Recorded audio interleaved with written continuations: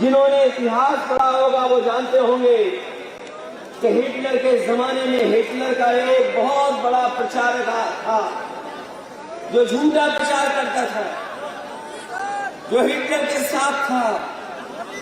मैं समझता हूं आज धरती पर उसके बाद अगर कोई सबसे बड़ा झूठा है तो वो भारतीय जनता पार्टी के अंदर उपस्थित है।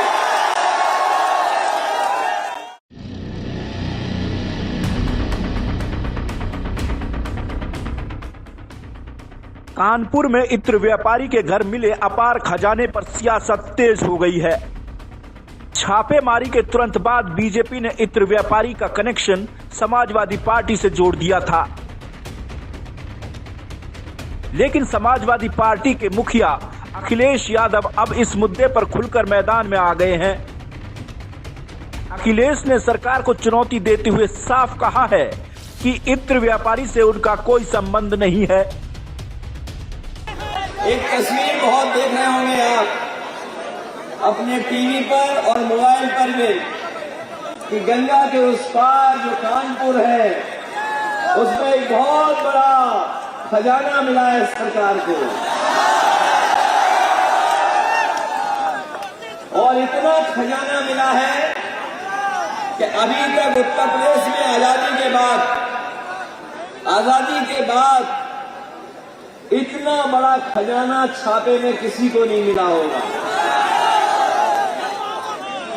जब वहां पर लोग गए तो उन्हें नहीं पता था कि खजाना और रुपया कितना निकलेगा उसके अंदर।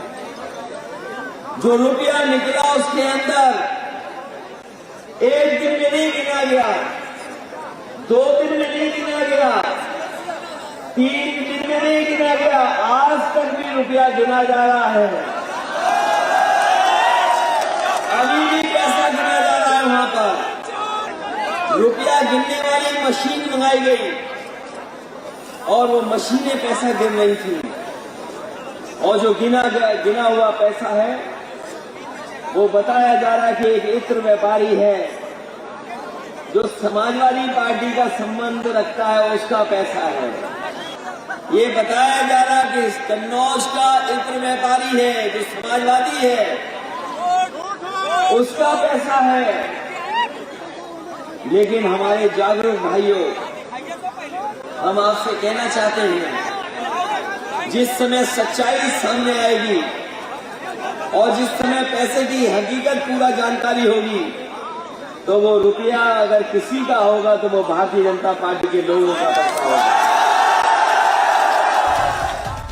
वहीं उन्होंने इसका कनेक्शन बीजेपी से जोड़ दिया है।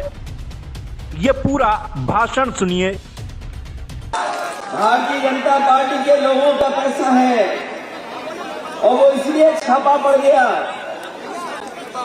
कि जिसके यहाँ पैसा निकला उसका नाम है पीयूष जैन, और जिसने इत्र बनाया उसका नाम है पुष्पराज जैन। जब बीजेपी के लोगों ने कंप्यूटर पे नाम डाला, तो बताओ, जो नाम निकालना चाहिए था वो नाम नहीं निकाला, दूसरा नाम निकाल दिया। कभी ये बहुत बड़ा मामला है।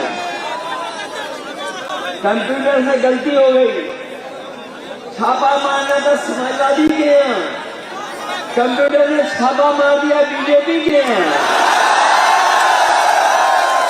समाजवादी का नाम है पुष्पराज जैन, जिन्होंने इत्र बनाया, और जिनके यहाँ छापा पड़ करके पैसा निकला वो भारतीय जनता पार्टी का है पैसा, वो भारतीय जनता पार्टी का पैसा है।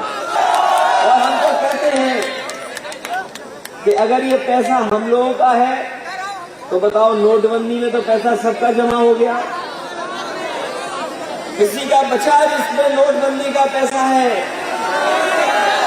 जिस समय नोटबंदी लागू हुई थी, आपका हमारा घरों में रखा पैसा सब जमा हो गया, किसी को नहीं मिला पैसा, सबका पैसा जमा करा लिया। जो पैसा वहां मिल रहा है वो सब नए नोट हैं, सब नए नोट हैं। और बताओ आप लोग, अगर बैंक में जाओगे बिना सिफारिश के किसी को नया नोट मिलता है क्या?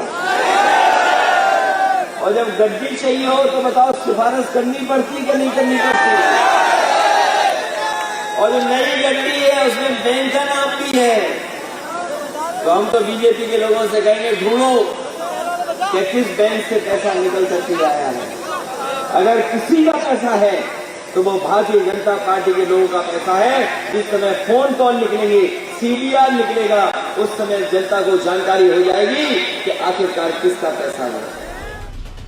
अखिलेश के इन आरोपों पर अभी तक बीजेपी का कोई बयान नहीं आया है, लेकिन इतना साफ है, इत्र के खजाने की खुशबू अब सियासी महक भी पैदा करने वाली है और आने वाले दिनों में इस मुद्दे पर सियासत तेज होने वाली है।